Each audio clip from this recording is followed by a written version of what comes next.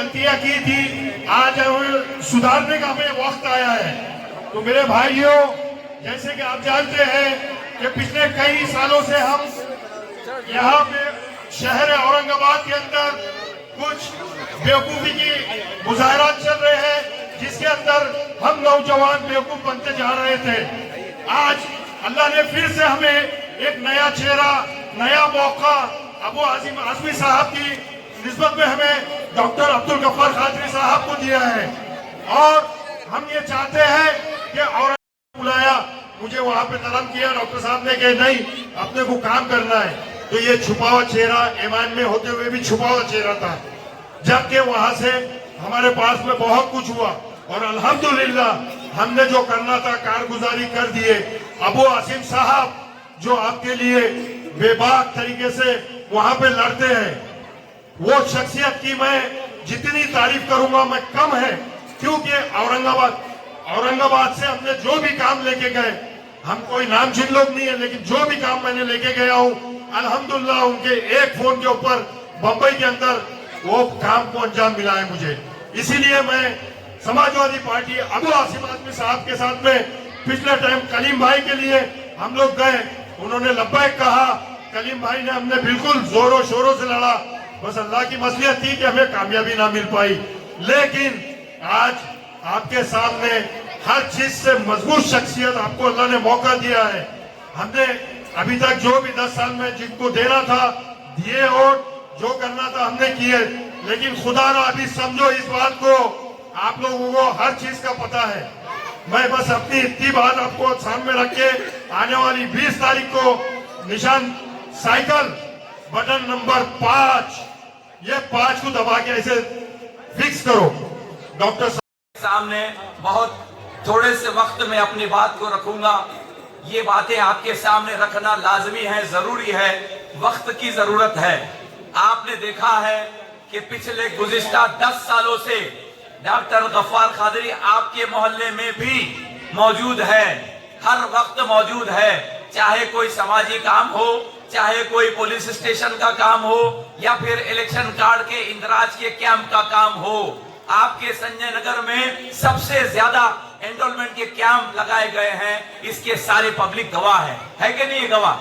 हाँ, आप लोगों ने डॉक्टर साहब को 2014 में भी अपनी मोहब्बतों से नवाजा था, 2019 में भी अपनी मोहब्बतों से नवाजा था, लेकिन चंद वोटों से डॉक्टर साहब ऐवान में नहीं जा सके। मैं आपके बीच में आया हूं तो मैं आपको पैगाम देने आया हूं कि मैं दिल्ली से मजलिस का झंडा छोड़कर अगर मैं बगावत कर रहा हूं तो मैं ऐसे शख्स के लिए बगावत कर रहा हूं जिसको हक और इंसाफ पसंद है, जो नाइंसाफी के खिलाफ बोलता है। मैं उस इंसान के खिलाफ बगावत कर रहा हूं जिसने अपने चेहरे पे मक्कारी और फरेब का मुखौटा ओढ़ रखा है। अगर मैं यहाँ पर आया हूं तो मैं आपको पैगाम देने आया हूं, जब आप यहाँ से जाएं तो एक सोच और एक फिक्र, एक जज्बे को लेकर जाना कि दिल्ली से एक दीवाना आपको पैगाम देकर गया था कि जिसने कि खुद का जमीर बेचने वाले आज मुझे गद्दार बताते हैं, जिसने बेच दिया कौम का मुस्तकबिल, खुद को कौम का वफादार बताते हैं। मैं जानता हूं तुम्हारी सच्चाई को, इसलिए जुबान पे सच का शोर लाया हूं और 10 साल सियासत की कुर्सी पर बैठ के बदले ना तुमने कौम के हालात, ये सच बताने में शहर औरंगाबाद आया हूं। तकब्बुर के परिंदे जमीन पे आ, ऊंचे उड़ान से पर छिल जाया करते हैं। वार करना है तो सीने पे कर। हमारे बच्चों को बटन प्लेयर बोला, हमारे बच्चों के ऊपर इल्जाम लगाया।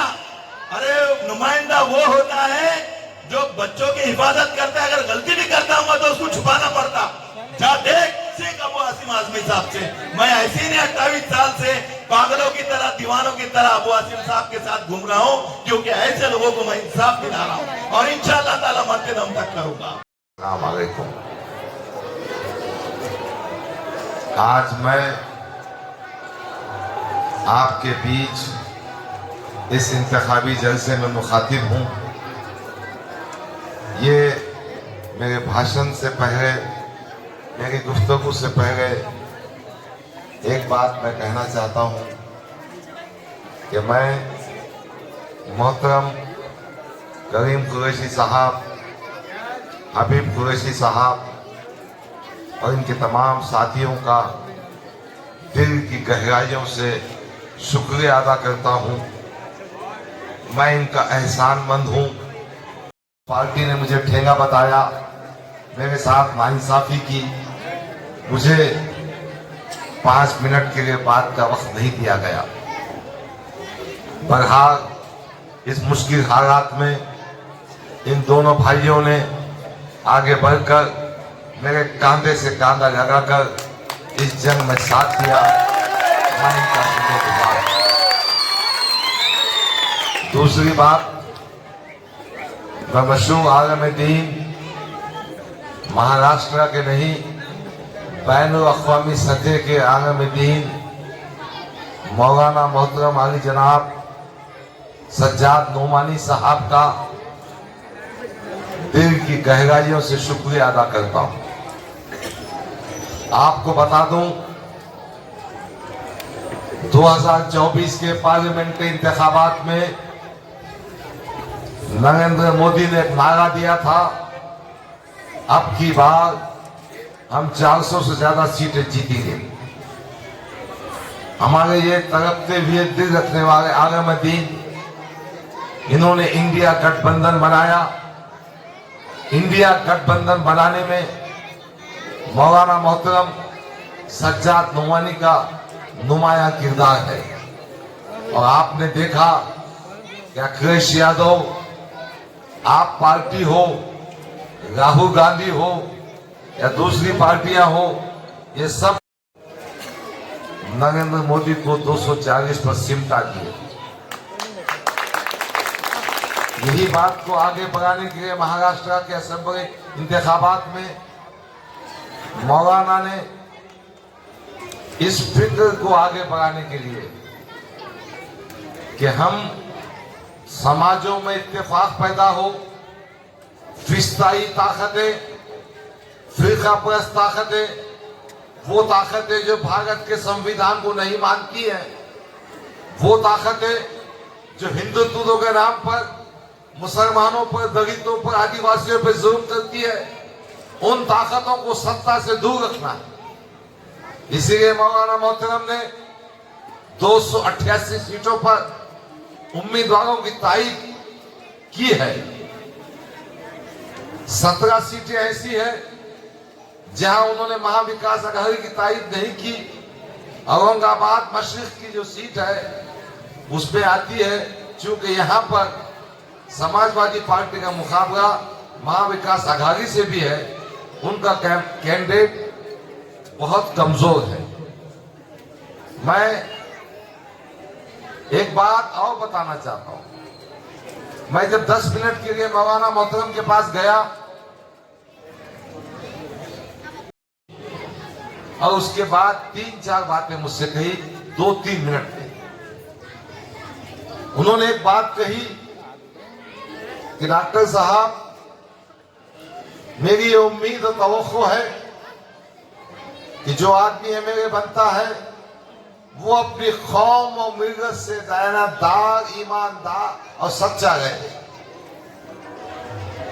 जो आदमी एमएलए बनना चाहता है वो अपने फंड को बिना लिहाज मजहब और मिल्लत तमाम तबकों में तकसीम करे।